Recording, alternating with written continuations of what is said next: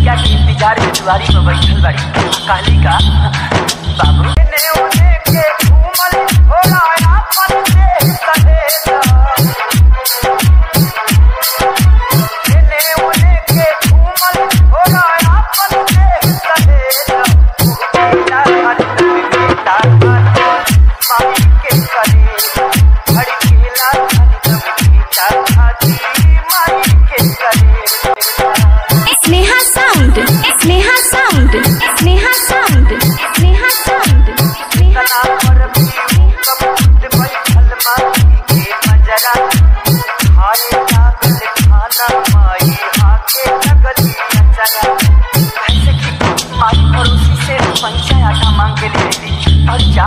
बनौली घर में बिना ना रहे ताजरा के हवा आँख और ओकरा मुँह में रोटी खियावे लगी।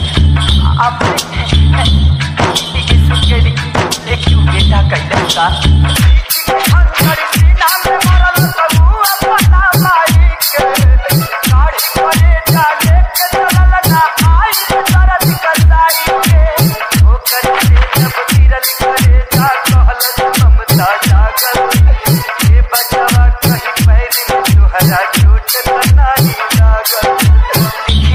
ममता क्यों करेजा शरीर से बाहर आके भी अपना बेटा के चिंता करता और वो करेजा से का आवाज आई बेटा हो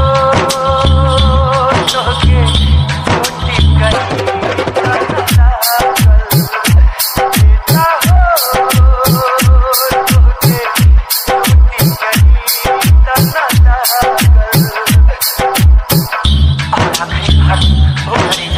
आवाज आवता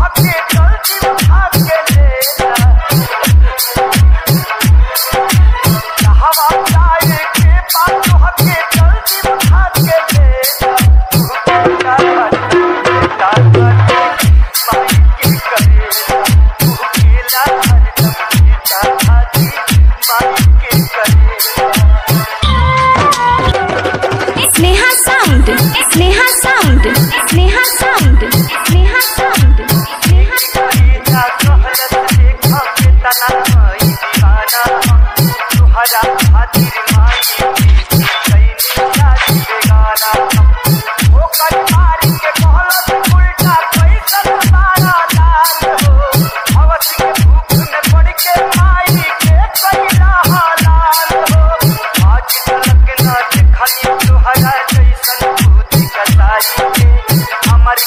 खबर पापी जब ना